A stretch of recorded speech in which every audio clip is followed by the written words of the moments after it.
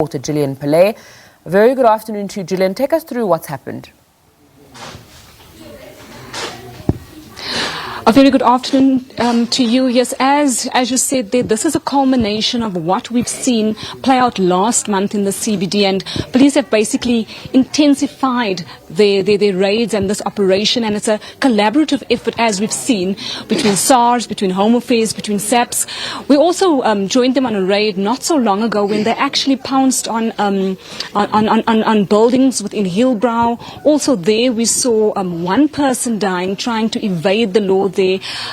Police really, doing every means possible, responding to what citizens have called, the crime that has risen in the Johannesburg area around burglaries, around hijacking, but also responding to a lot of calls around counterfeit goods. We know Dragon City it's a place that everyone comes to. You can get anything and everything, very known name brands, Peruvian wigs, anything for very good prices.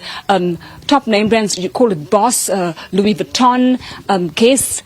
And these are the things that we are seeing right here, where customs are now breaking through these packages. This is one of the warehouses where we are in, and they now going through these goods, checking and double checking if it is indeed, if it got legally into the country, if it is counterfeit goods, and if it is counterfeit goods, it's confiscated, it's bagged, it's tagged, and then it's eventually destroyed. But to talk to us more about this kind of operation, particularly centering around Dragon City, where all these Chinese and other foreign-owned shops operate from, I'm joined by Captain Mavela Masondo. Captain, why did we target Dragon City today, looking at where we've come from and looking at the looting that we saw playing out last week?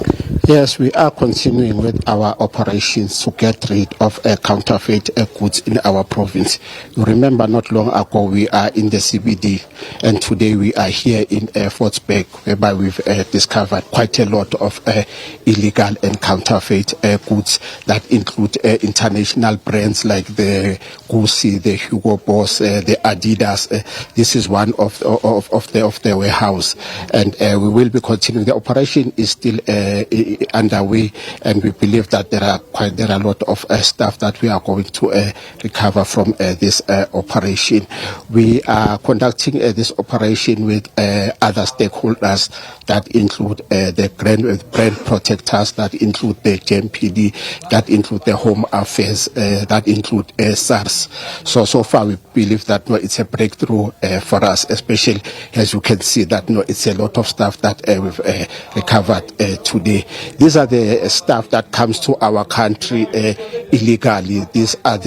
We believe that most of the people that are operating in this place, they don't even pay taxes. That's why today we decided that we come here in this Dragon City to make sure that those that are responsible for dealing in counterfeit goods, we pounce on them and we arrest them.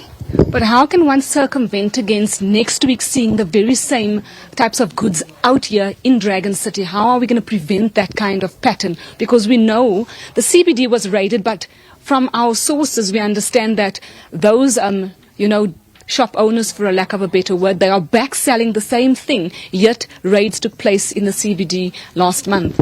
But I must tell you that there are lots of shops in the CBD that were trading in counterfeit goods that are closed down now, and we believe that we are going to do the same here. We've got our intelligence that are on the ground to check how are these goods coming to our country. I will tell you that even here, come 2 months, 3 months time, we see that lots of counterfeit goods, they won't be here. And it's not only here. We want to make sure that all over the province, all the places where they are dealing in counterfeit goods, we pounce on them. The other question is, we know that this is likely as a result of corruption at ports. How do we prevent that? Because if it can stop at the port, then this won't happen. Yes, as I'm saying that our intelligence are on the ground. So we want to ensure that, or to make sure that these things, how do they come to the country? We've got our intelligence that are at the airports, that are at the harbors, to get to know that how do we get these goods into our country. We're also talking to Wayne Maynard from JMPD. Wayne, you said that you're intensifying operations. This is just one of several that we've seen play out. Yes, indeed. After the attack on officers in the Johannesburg CBD, where there was an operation on counterfeit goods, we have now intensified the operations, coming to Dragon City particularly because of the huge amount of goods here, where we can see now customs officials searching and checking to see if these goods actually are genuine or if they are counterfeit. It's a massive joint operation by all the law enforcement agencies, and we have come in here in huge numbers to show visibility and to show that we are prepared and we are ready to do our job as law enforcement agencies. We have received instruction from the Chief of JMPD that we're going to be doing other malls as well, where there is goods being sold at a huge scale, to see if those goods are counterfeit or not. But just also to people South Africans who come to these places because it's a lot cheaper than the real thing, they could also be feeling it. Yes, it's about complying with the law, because that is where all the problems stem from. If there's non-compliance with the rules, with regulation, and then we start having a lot of problems that feeds into other problematic areas, particularly attacks on officers, and that we cannot have. We want to have law and order. We have come here as law enforcement agencies to do a multi-pronged operation, and we want to see by the end of today how much we could find here to be genuine or counterfeit. That was Wayne Minnaar from JMPD, but also joined by other law enforcement agencies in this, what they're calling an intensive operation over the next weeks and months, trying to clamp down on counterfeit goods, but also wanting compliance with the law, also looking at whether we can stop the kind of corruption we're seeing at ports that sees these things coming into areas like this and fueling this kind of practice taking place in most cities around the country. Back to you in studio. Gillian Pillay giving us an update on that raid in Dragon City.